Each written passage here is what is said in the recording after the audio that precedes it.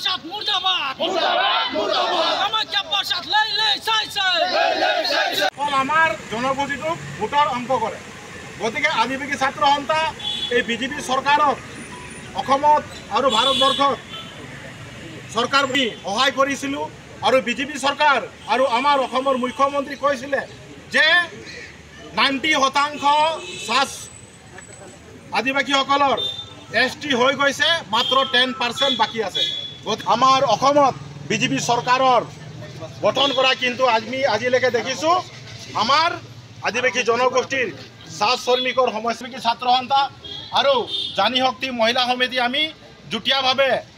গণতান্ত্ৰিক হিচাপে আমি প্ৰতিবাদ কৰিছোঁ আমাৰ আৱাজ চৰকাৰৰ ওচৰত যাব লাগে সদৌ আদিবাসী ছাত্ৰ সন্থা গোলাঘাট জিলা সমিতি আৰু কেন্দ্ৰীয় সমিতি আমি আজি প্ৰতিবাদ কাৰ্যসূচী 2 ঘণ্টা লৈছোঁ আমি বিগত সময়ত দেখিছোঁ আমাৰ সাংসদ আমাৰ কলিয়াবৰ ইয়ানিকি কাজিৰঙা সমষ্টিৰ সাংসদ কামাখ্যা প্ৰসাদ তাছা তেখেতে আমাৰ জনগোষ্ঠীৰ মাটিৰ পটা দিব পৰা নাই আমাৰ সমস্যা সমাধান কৰিব পৰা নাই আমাক ST দিব পৰা নাই আৰু আমাৰ জনগোষ্ঠীটো ব্ৰিটিছৰ আগৰ পৰা ব্ৰিটিছে ভাৰত স্বাধীন নোহোৱা আগৰ পৰা এই অসমত বসবাস কৰি থকা আদিবাসী লোকসকল চাহ শ্ৰমিক লোকসকলৰ মাজত এই হিন্দু খ্ৰীষ্টান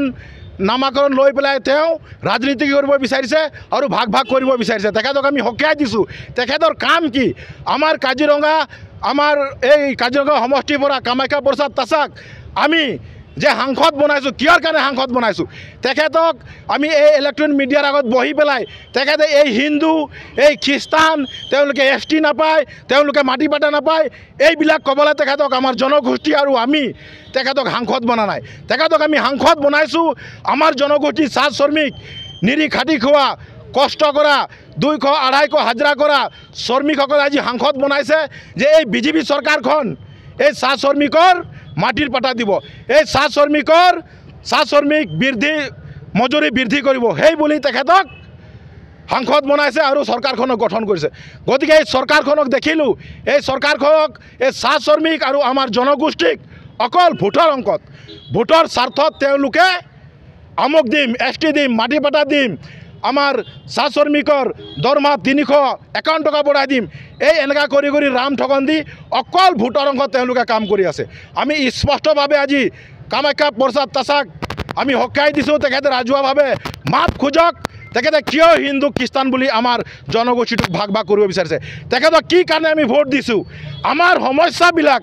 তেখেতে পাৰ্লামেণ্টত মাত মাতিব আমাৰ জনজাতিকৰণৰ মাত মাতিব আমাৰ মাটিৰ পাটালৈ মাত মাতিব আমাৰ জাতিৰ কাষ্ট চাৰ্টিফিকেট লৈ পেলাই মাত মাতিব সেই বুলি আমি তেখেতক সাংসদ বনাইছোঁ আমাৰ জনগোষ্ঠীয়ে তেখেতক ভোট দিছে তেখেতে একো কাম নকৰি পেলাই তেখেতে ৰাজনীতি কৰিব বিচাৰিছে ধৰ্মৰ ক্ষেত্ৰত বাকীবিলাক কৈছে হিন্দু হয় বাকীবিলাক খ্ৰীষ্টান হয় কৈছে যে এওঁবিলাক ST নাপায় খ্ৰীষ্টান হয় তেতিয়াহ'লে মিৰি মিচিং বড়ো তেওঁলোকো কাৰ্বিবিলাক তেওঁলোকো আমি দেখিছোঁ খ্ৰীষ্টান আছে তেওঁলোকে কেনেকৈ জনজাতিকৰণ মৰ্যাদা লাভ কৰিব পাৰিছে গতিকে কামাখ্যা প্ৰসাদ তাছাক আমি স্পষ্টভাৱে সকীয়াই দিছোঁ তেখেতে ৰাজহুৱাভাৱে মাপ খোজক নহ'লে 26ত তাৰ প্ৰতি উত্তৰ দিবলৈ আদিবাসী ছাত্ৰ সন্থা